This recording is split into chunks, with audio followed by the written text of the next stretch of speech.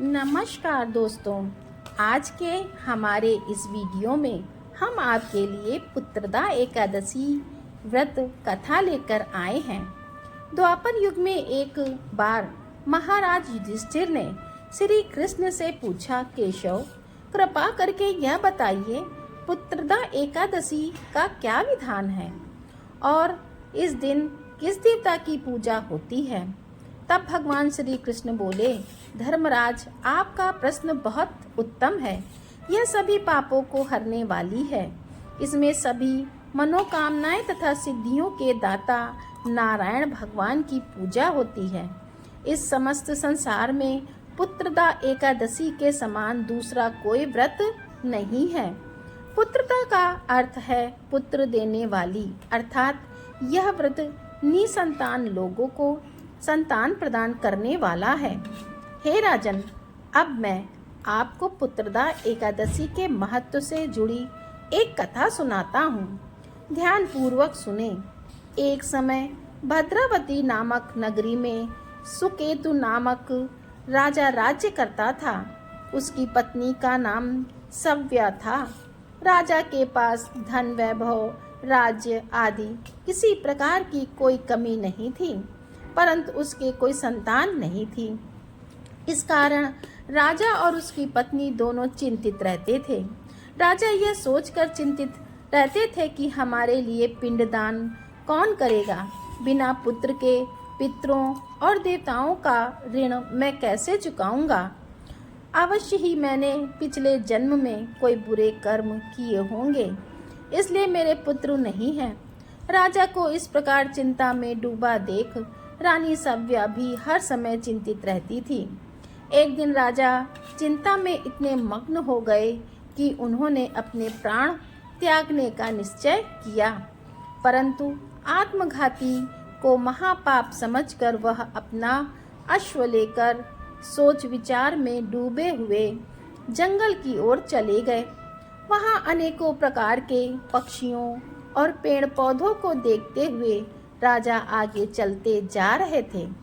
One में राजा ने हाथी को अपनी मादा और बच्चों के साथ घूमते हुए देखा। हिरण को भी अपनी मादा और बच्चों के साथ देखा। इसे देखकर राजा सोच में पड़ गए कि मैंने कई यज्ञ किए, ब्राह्मणों को भोजन कराया, फिर भी मुझे निसंतान होने का दुख प्राप्त हुआ है। मैं क्या करूं? ऐसा सोचते हुए राजा आगे जंगल में चलते गए। आधा दिन बीत गया। राजा भूख प्यास से व्याकुल थे। पानी की तलाश में वह भटकते हुए एक सरोवर की तरफ गए। उस सरोवर में कमल पुष्प खिले हुए थे तथा बत्तख विहार कर रही थी। राजा ने नजर घुमाकर देखा तो सरोवर की एक ओर मुनियों का आश्रम बना हुआ था। उसी समय राजा के दाएं अंग फड़कने लगे। राजा ने इसे शुभ संकेत समझा और घोड़े से उतरकर उन ऋषियों के आश्रम में गए। आश्रम में पहुंचकर राजा ने ऋषियों को प्रणाम किया और वहां बैठ गए। राजा को देख मुनियों ने पूछा, हे राजन, आपकी क्या इच्छा है? राजा ने पूछा, महाराज आप कौन हैं और यहाँ किस लिए आए हैं? कृपा करके मुझे बताएं। तब वह ऋषि बोले, राजन, आज से 5 दिन बाद संतान देने वाली पुत्रदा एकादशी है। हम विश्व देव हैं और इस सरोवर में स्नान करने के लिए आए हैं। यह सुनकर राजा बोला, हे महाराज, मेरे कोई संतान नहीं है। यदि आप मुझसे प्रसन्न हैं तो मुझे पुत्र प्राप्ति का वरदान दें। यह सुन मुनि बोले, हे राजन, श्रावण मास की एकादशी का नाम पुत्रदा एकादशी है। यह निसंतान को संतान प्रदान करती है। आप अवश्य पुत्रदा एकादशी का व्रत करें और भगवान की कृपा से आपको पुत्र रत्न की प्राप्ति होगी।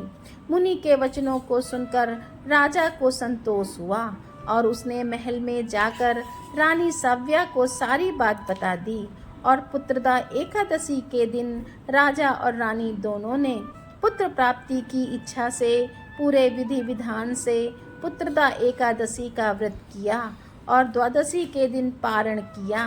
कुछ दिनों बाद रानी सव्या ने गर्भ धारण किया। 9 महीने पश्चात उनके यहाँ एक अति तेजस्वी पुत्र हुआ। वह राजकुमार अत्यंत सुंदर, यशस्वी और प्रजा का पालन करने वाला राजा बना। श्री कृष्ण भगवान बोले, हे कुंती नंदन पुत्र, प्राप्ति के लिए पुत्रदा एकादशी का व्रत सर्वोत्तम है। जो मनुष्य पुत्रदा एकादशी के महत्व को पढ़ते या सुनाते हैं, वह सांसारिक सुखों को भोगकर अंत में स्वर्ग लोक को प्राप्त करते हैं।